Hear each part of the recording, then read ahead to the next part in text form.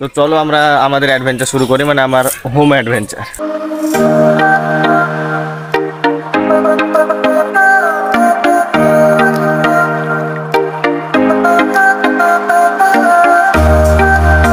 তো হ্যালো বন্ধুরা, কেমন আছো তোমরা? আশা করি তোমরা সকলে অনেক বেশি ভালো আছো। তো বন্ধুরা, সকালে উঠতে না উঠতে প্রচণ্ড গরম, আর এই গরমে কিন্তু শরীরের অবস্থা একদম শেষ। তার আগে বলো তোমরা গরমে কেমন আছো? তো গরমে সত্যি বলতে গাইস, গরমে অবস্থা কিন্তু সবার টাইট হয়ে যাচ্ছে, তার উপর দিয়ে সূর্য ফাটিয়ে কিন্তু রোদ দিচ্ছে। তো চলো আমরা আমাদের অ্যাডভেঞ্চার শুরু করি, মানে আমার হোম অ্যাডভেঞ্চার। তো বন্ধুরা, এটা হলো আমার বাড়ির সামনের দিককার শো। আর পাশে দেখতে পাচ্ছ বাচ্চারা খেলছে, আর এই বাগানটায় কিন্তু বাচ্চারা সকল সময় খেলতে থাকে। আর এখানে যে খেলাটা খেলছে সেটার নাম হলো বউ ফেলাফেলি। এক সময় কিন্তু আমরাও খুব খেলেছি, আর এই খেলাতে কিন্তু অনেক মজা আছে, আর সেই মজাটা কেবল গ্রামের ছেলেমেয়েরাই বুঝতে পারবে। আর এইটা ছিল আমাদের বাড়ির ছাদের উপর থেকে সামনের ভিউ। আর এইটা হলো আমার নিজের হাতের গড়া বাগান, যেখানে প্রায় 3-4 রকমের সবজি লাগানো ছিল। আর আজ সেগুলোই তোলার পালা। তাই প্রথমত আমি একটা ছোট্ট হেসো ও লাল সাজিটা নিয়ে আসি, আর আমি বাইরে থেকে এই ভেন্ডি গাছ থেকে ভেন্ডিগুলো কাটতে শুরু করি। আর এখানে ভেন্ডিগুলো অনেক সাবধানের সাথে কাটছিলাম, কারণ তোমরা তো জানো যে ভেন্ডি গাছের যে হুল থাকে, সেই ছোট ছোট হুল যদি হাতে ফুটে যায় তাহলে কিন্তু অনেক চুলকায়। আর এই ভেন্ডিগুলো আমি সাবধানের সাথে কেটে কেটে এই লাল ঝুড়িটা রাখছিলাম।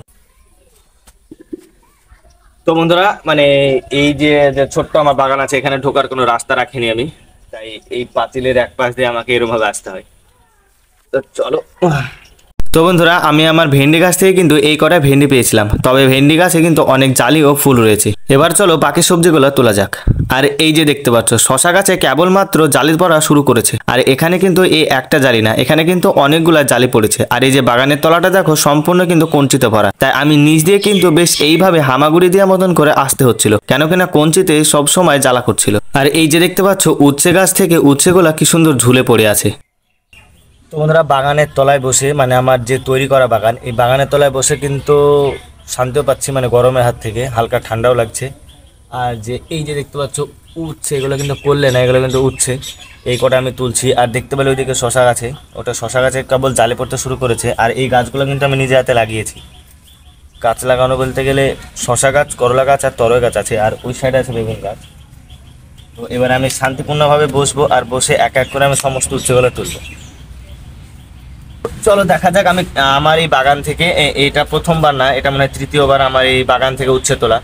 তো দেখা যাক আমি কতবেলা থেকে, মানে এই বাগান থেকে কতবেলায় উচ্ছে দিতে পারি। তো চলো। কিছু উচ্ছে নষ্ট হয়ে গেছে, কারণ এই বাগানে বিষ ব্যবহার করা হয় না, সম্ভবত একদিন আমার আব্বু দিয়েছিল, তো সেই কারণে। আর বাগান থাকলে, এইসব বাগান থাকলে তো পোকা লাগবেই, জানো তোমরা। এই যে দেখতে পাচ্ছ পোকাতে নষ্ট করে দিয়েছে প্রায় অর্ধেক। শশার গাছও কিন্তু অনেক বড় হয়ে গেছে করলার তুলনায়, তাই করলা গাছগুলো প্রায় চেপে ধরেছে। আর এই যে দেখতে পাচ্ছ পাতা, তোমাদেরকে দেখাই আমি। এই যে দেখতে পাচ্ছ পাতাগুলো, এগুলো কিন্তু গরমের চাপে পড়ে দেখা গেলো পাতাগুলো কীরকমভাবে পচতে শুরু করেছে, একদম শেষ হয়ে গেছে। শুধু ওই গাছ না, এই দেখতে পাচ্ছ প্রায় সব গাছই কিন্তু তলায় হলুদ হয়ে প্রায় পচা পচা অবস্থা। উপরের দিকে পাই কিনা বাগানের, এখানে কিন্তু অতটা নাই।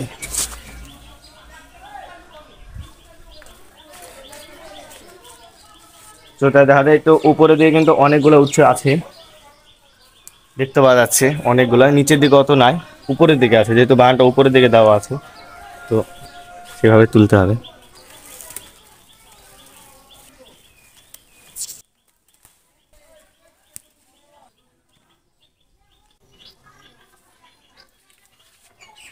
আমার বেগুন গাছের প্রথম বেগুন, মানে এই একটা ধরেছে, একটা না অনেকগুলা ধরেছে, তার মধ্যে একটা কিন্তু ছোট হয়ে আছে, আর একটা কিন্তু বড় পরিপূর্ণ মানে পুষ্ট হয়ে গেছে, তাই এটা আমি ছাড়িয়ে নিলাম গাছ থেকে।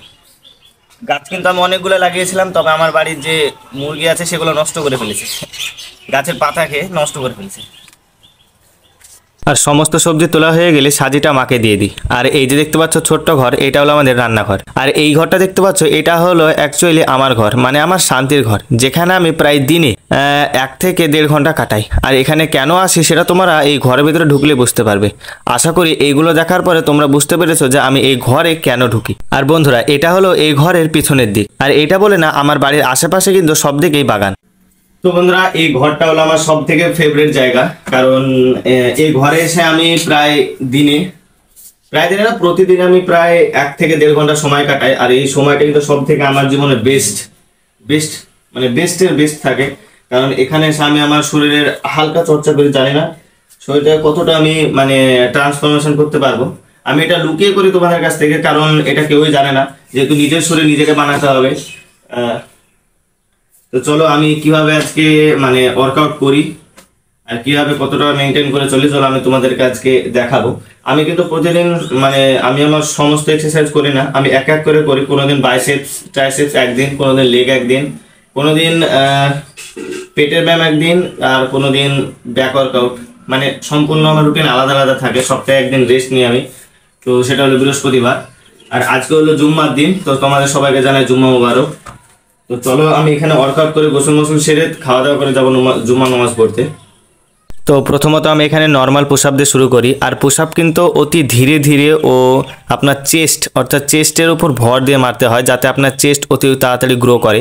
আর প্রথম পুশ আপ মারার পরে আমি মারি ডায়মন্ড পুশ আপ। আর এগুলো কিন্তু আমি প্রতি 3 সেট করে মারি, প্রায় 15টা করে, আমি বেশি মারি না। তারপরে শুরু করি অন্য একটা ওয়ার্কআউট, মানে এটা পুরো শরীরে কাজ করবে, তবে এখানে একটু ফানও করে নিই। আর সত্যি বলতে গেলে ওয়ার্কআউটের মধ্যে অনেক মজার মজার ব্যাপার ঘটে, আমি একা একাই হাসি ঘরে এসে। তো তারপরে এখানে যে ওয়ার্কআউটটা করছি, এই ওয়ার্কআউটটাতে কিন্তু আমার যে ট্রাইসেপস, তারপরে শোল্ডার, তারপরে তোমার ব্যাক, সমস্ত কিছুতে কিন্তু কাজ করবে। এটা কিন্তু ফুল বডি এক্সারসাইজ। তারপরে যে হাইয়ের যে পুশ আপ, এই পুশ আপটা দেখতে পাচ্ছ, এটাও কিন্তু আমি স্লো করে 3 সেট মারি। তারপরে দেখতে পাচ্ছ ডাউন পুশ আপ, এই ডাউন পুশ আপে কিন্তু আপনার ব্যাক আর চেস্টে কিন্তু মানে খুব ভালো একটা মানে প্রভাব ফেলে। এটাও কিন্তু আমি 3 সেট করি। তারপরে যে ডাম্বল দেখতে পাচ্ছ, এটা কিন্তু আমার নিজের তৈরি, তবে এটা হালকা হওয়ায় যে নিচে বাটকারা দেখতে পাচ্ছ সেটা মানে ভারী করে মারি। আর এটাও আমার নিজের ডাম্বল তৈরি, এটাও কিন্তু আমি 3 সেট মারি, তবে কিন্তু ঘেমে কিন্তু একদম অবস্থা খারাপ।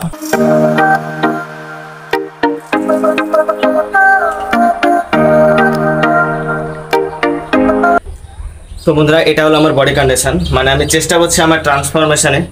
তো দেখা যাক আমি কতদিনে পারি। তো এটা স্টেরয়েড কিংবা প্রোটিন খাওয়া বডি না, এটা ন্যাচারালি আমাদের, বুঝতে পারছো একটা গরিব ঘরে বা একটা মিডিল ক্লাস ফ্যামিলিতে কতটা মানে কি খাবার পাওয়া যাবে, আশা করি বুঝতে পারছো। তো দেখা যাক আমি কতদিনে আমার ফিটনেস আমি আনতে পারি। তো তোমাদের সাথে দেখা হচ্ছে নতুন আরও একটা মানে বড় ব্লগে। তোমরা ভালো থেকো, সুখে থেকো।